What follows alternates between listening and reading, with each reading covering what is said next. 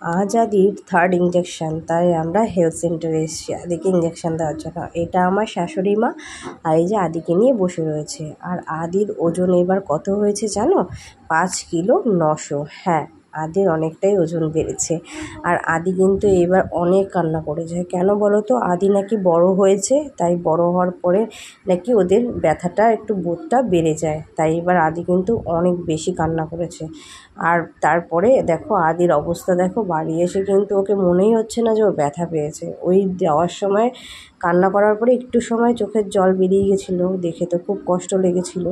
তারপরে কি সোজা রান্নাঘরে ঢুকে গেলাম, মাছের মাথাটা ভেজে নিয়ে এখন লাউ ঘন্ট করব মাছের মাথা দিয়ে। আর এখানে আমি মশলাগুলো করতে দিয়েছি।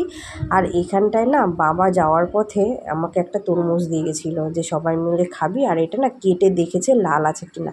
আর কি বলো তো, এখন তরমুজ কিন্তু কোনোটাই লাল নয়, এগুলো রঙের কামাল আর কিছুই না। আর এখানে আমি মাথা কিন্তু ভাজা হয়ে গেছে অলরেডি আমার। আর ডাঁটা দিয়ে কিন্তু পোস্ত দিয়ে আমি মাখা মাখা করে আলু দিয়ে করব। একদম সিম্পল রান্না করব আজকে, একদম মানে হালকা টাইপের। এখানে এত গরম পড়েছে, আর দেখো লাউতে কত জল গলেছে। একদম লাউতে আমি একদমই জল দিইনি। লাউ আর মাছের মাথা দিয়ে ঘন্ট আমার হয়ে গেছে। আর এদিকে দেখো পোস্তটা আমি দিয়েছি, আর ওইখানে কিন্তু আমি ডাঁটাটা আমার হচ্ছে, সজনে ডাঁটাটা। আর এখানে দেখো এটা কিন্তু কালারটা দেখো শুধু, তুমি এত লাল কি করে হয় পসিবল? দেখো আমার রান্না কিন্তু কমপ্লিট। আর তোমরা তো জানো আমার রান্না করতে খুব ভালো লাগে। এটা আগের দিনের তরকারি একটু ছিল, তো একটু গরম করে নিলাম। আর এইদিকে দেখো আদিকে নিয়ে কিন্তু ওর বাবা খেলছে। দেখো আজকে যেহেতু ওর বাবা তাড়াতাড়ি চলে এসেছে দোকান থেকে, তাই আদিকে নিয়ে বসে খেলা শুরুও করে দিয়েছে। আর তারপরে কি বাড়ি চলে আসলাম, সানডে আজকে। দেখো আদির হাতে কিন্তু কালার। আদি কিন্তু বড় হয়ে আমার মতোই আর্টিস্ট হবে একটা। হ্যাঁ হ্যাঁ, পেন্টিং করতে ও খুব ভালোবাসবে। আই থিঙ্ক আমি যেহেতু ভালোবাসি, তাই জিনগতভাবে নাকি নিজের ছেলে মেয়েও কোনো একটা অভ্যাস পায়। আশা করি আমার ছেলেও যেন ওই অভ্যাসটা পায়, যাতে ওর ড্রয়িংটা মন দিয়ে করে। দেখো সবাই অলরেডি চলে আসতে শুরু করে দিয়েছে, এখন সবাই এসে পারেনি, স্টার্ট করেছি। আর এইদিকে সবাই কিন্তু সুন্দর করে রং করছে, কালার করছে।